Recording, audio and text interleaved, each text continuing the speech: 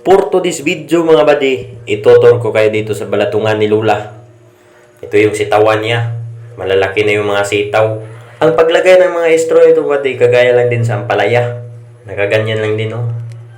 Straw at saka twine lang din yung gamit. Ang kaibahan lang nila mga buddy sa ampalaya, yung ampalaya may bubong pa doon sa taas. Iyan, ganyan lang yan hanggang sa maklearing na. Hanggang sa hindi na marbisan. Malaki-laki pala itong sitawan na ito mga buddy.